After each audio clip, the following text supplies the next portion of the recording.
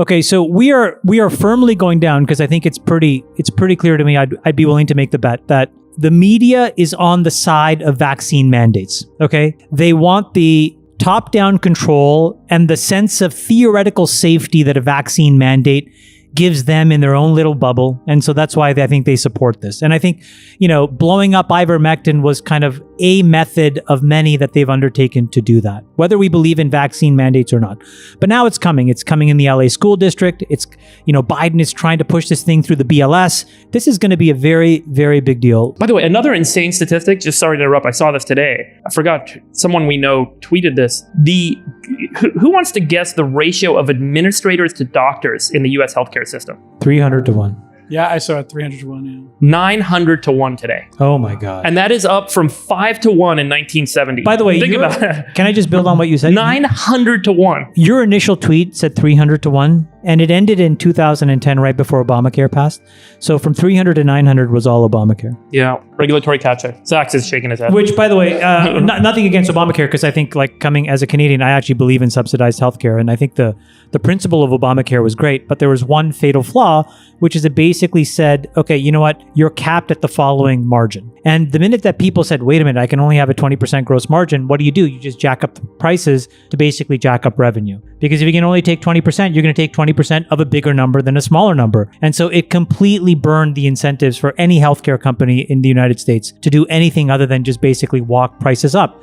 And it's funny because if you look at the stock prices of these companies, you would have made more money being long United Healthcare than you would have been owning Facebook, Google, any of these other tech companies in the last decade. Crazy stat. When Afghanistan happened, we spent $2 trillion, 2,500 American casualties, 40,000 wounded.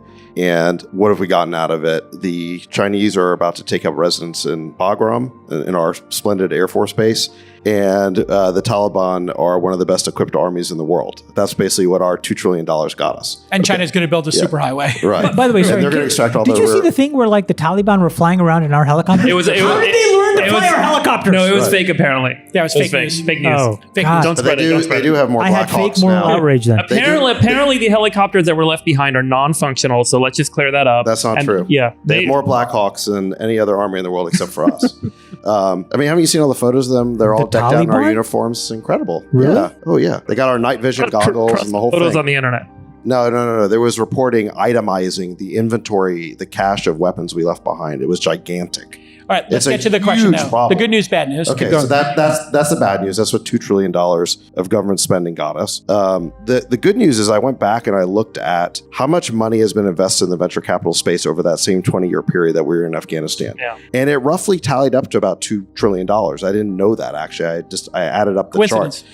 And most of it was in the last 5 years because there's actually been a huge acceleration in the amount of money coming into VC over the last several years, the SoftBanks, the Tigers, and so that you've had these late-stage funds. The mega late-stage funds. So the truth is, for really way less than, I'd say, $1 trillion of, early stage, like true venture money, we've been able to create the entire technology ecosystem as we see it today. I mean, not entire, I guess go back 20 years, there's 5 years in the late 90s.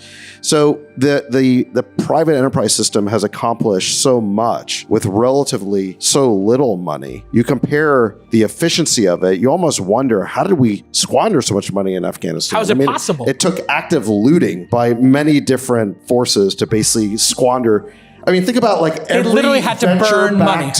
Every venture-backed company Google, at every Facebook, stage Tesla, in the last 20 years, Uber, Airbnb. That's how much money we spent in Afghanistan. I mean, how much of that money went to line the pockets of private contractors and, warlords we were paying off? I mean, it was a giant kleptocracy, okay? The CCP is now moving to break up Alipay's business. This is after Jack Ma went on a holiday to learn how to oil paint. Thoughts, Chamath? Well, I think this is sort of like one other step in what we've been talking about for a while, which is that China is basically becoming a completely vertically integrated government where the public and private sector has no real clear delineation.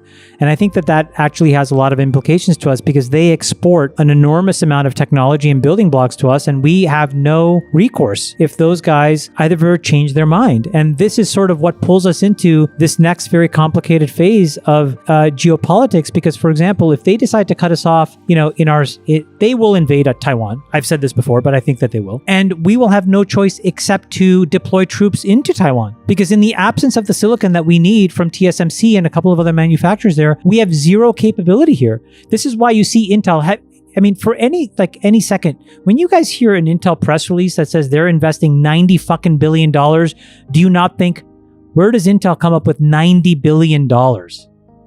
Right? This is a pull through from US government because it allows us to start to rebuild an enormous amount of critical infrastructure that we've left to other people. So, China is systematically decomposing and basically destabilizing all the China internet companies. They're going to control and inbound all of the critical resources. And we're going to have these really hard conversations unless this is, again, why I go back to, I don't believe what you said. Entrepreneurs are not enough of the solution. We need the government to step in with intelligence, not with anything other than that. They don't need laws necessarily. They just need to understand the problem. And then or get out of the way in some cases. Or step in and, for example, allow the regulatory capture to be disrupted. But they won't do it because special interests, and by the way, special interests, what do they spend? If you try to donate to a fucking congressman $4,000, $2,500, these people aren't spending $80 million to defend an $80 billion business. They're spending $80,000. And that's why we can't have progress. That's crazy to me. What do you think about decentralized crypto, finance in America? Should we allow it? Should we tax it? Should we regulate it? We should clearly allow it because this whole crypto stack, this whole decentralized finance stack that's being built could very well be the future of finance, and we certainly want to be ahead of that curve. Maybe there's some bubbles inherent in that. But I think what's really interesting, there's certainly a lot of really smart engineers, coders, entrepreneurs who are going to that area. And so I think it'd be a mistake just to discount it. I think we want America to be on the forefront of that technology wave, just like every other technology wave. I'll make a prediction. My prediction is in the next 20 years, the DeFi movement will catalyze a movement against the open internet. And it is because state actors will compete with private actors for this battle between centralized, institutional, state-based control systems. Like, I want to have a know your customer if you want to buy crypto in the US, versus all of these offshore places where I can go and sign up, get a bunch of money and trade forever and never pay the IRS a cent and live my life in the ether. And the open internet will start to get threatened. We've seen this in the past where proxy servers and DNS servers got, requests from the DOJ and takedown notices. And if that starts to happen, where all the servers and all the fiber lines that are running in and out of the US and elsewhere start to get kind of tackled, like China has a closed internet, you could start to see this become a really ugly battle that starts to play out. And I think we're not too far. I mean, I don't know if you guys agree, but I think the open internet is kind of going to be the great battleground to resolve this. Well, and the original battle was over information, and now it's over money and the dollar. Well, I think there's a really interesting point there, which is, I remember the late 90s, early 2000s, where the big technology investing wave was all about connecting people and goods into seamless global networks. And that's where all the investment went.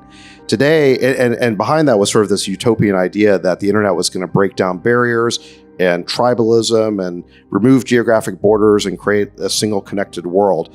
Well, what exactly is the bet on crypto today? It's a bet that fiat currencies are going to collapse and deteriorate, be undermined by money printing. The US dollar will stop being the world's reserve currency, most likely. That individuals need to be protected against the rise of the authoritarian state. These are the big themes of crypto. And if you think of major technology investing waves as essentially a prediction market on what smart people think the future is going to look like, it's pretty scary that we're going from a utopian technology investing wave to a very dystopian technology investing wave. It destroys capitalism.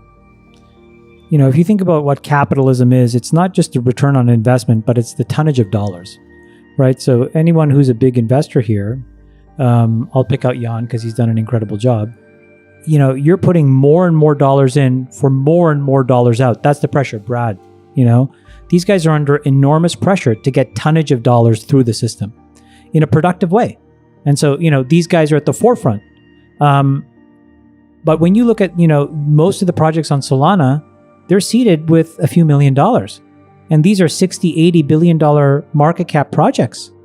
And so I don't know how capitalism survives in that world, number one. Number two, governance goes completely out the window because you're essentially replacing a set of norms that we've all agreed to about what a company is. It's an LLC or it's a C Corp that is incorporated with laws. There is recourse for you. You can go to these places and sue them. Now it's a DAO. It's a bunch of rules written in a blockchain. Here's how it all works. Here's how I make my HR decisions.